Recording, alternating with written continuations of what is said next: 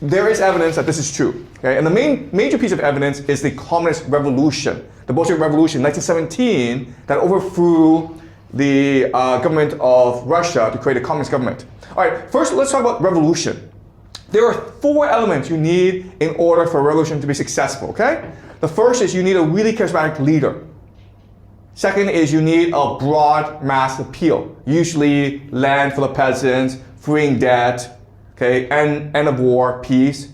Then you need organizational discipline. Everyone has to get along, okay? It has to be a cohesive group. The last element, of course, is you need incompetent opposition.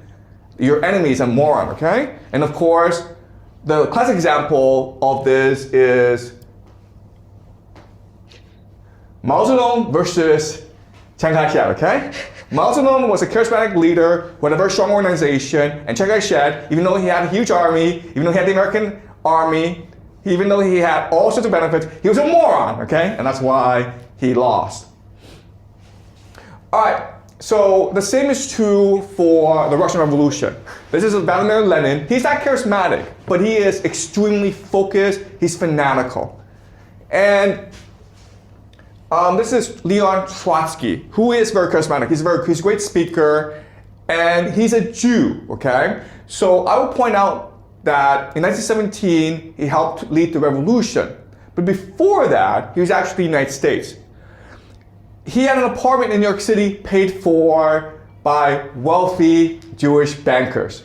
His uncle is a very wealthy Jewish industrialist in Ukraine. Okay, so he's part of this transnational capital network. And even though he himself is a revolutionary, he hates capitalism.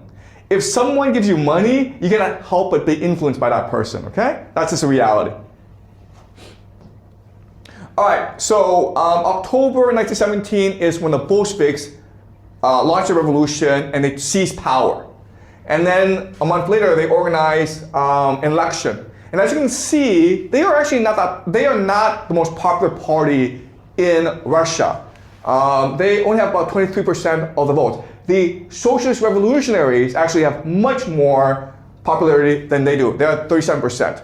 And they have all these different groups. The Ukrainians, the cadets who are liberals, the Mensheviks, the Cossacks. So at this point in history, Russia is divided into so many different groups. You have different ethnicities, you have different political programs, you have different orientations, okay? And this is what will launch the Great Civil War, okay? And at this time in history, remember, the Bolsheviks only control a certain part of Russia. They are the official government, but they only control a small part. And the White Army, which is a combination of the liberals and monarchists, they have a much more stronger military.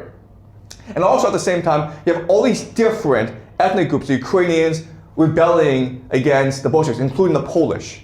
But over the next 5 years, slowly the Bolsheviks will obtain absolute power. And so the question is, how do they do that? Well, the first tool is terror. Okay, this is called the Red Terror, where they went around and killed anyone who opposed them. Now, what you don't understand is there's actually a strategy behind the Red Terror.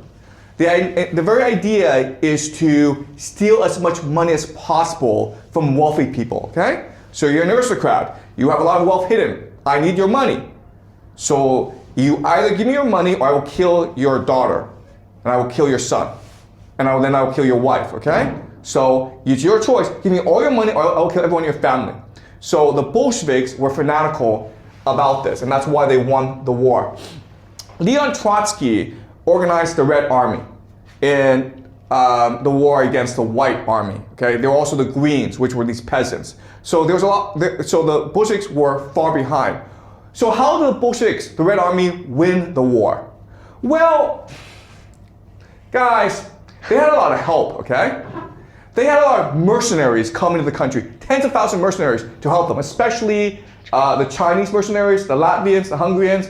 Okay, why? How did they get all this money? Transnational capital. Wall Street and the city of London were bankrolling the Soviets. Why were they doing that? Also, we have to remember that at this time in history, during the revolution, Britain and France, the United States, Japan sent armies into Russia. Now, what you learn in class is, oh, it's because they are capitalists and they fear the communists. And that's why they send armies to try to reduce the Bolshevik threat. That's not true, guys. Why they sent the armies is because the Bolsheviks reneged on debt, okay? Russia owed a lot of money to Britain, Japan, United States, and France. And so these armies were sent in order to threaten the Bolsheviks.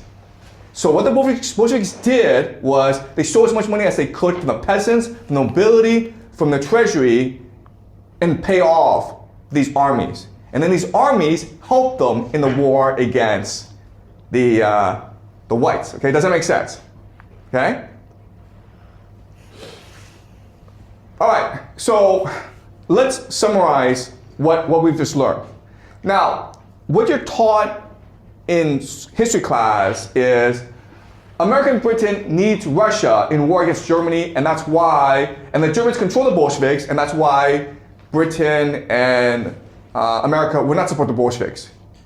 And the counter argument is, no, it's transnational capital that has influence over Anglo-American foreign policy. Okay, do you understand? Anglo-American foreign policy, it's not to serve national interests, it's to serve private capital. Okay, that's the first point. Second point is, the Bolsheviks are communists, and so they're a threat to capitalism. And the counter argument is, actually, transnational capital cares about profit. They don't care about ideology.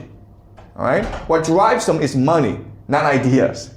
The third argument is, the Bolsheviks hated imperialism and capitalism, so they would refuse to work with Wall Street and the City of London. And the counter argument is that they believe that the ends justify the means.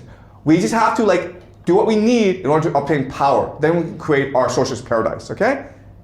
All right? So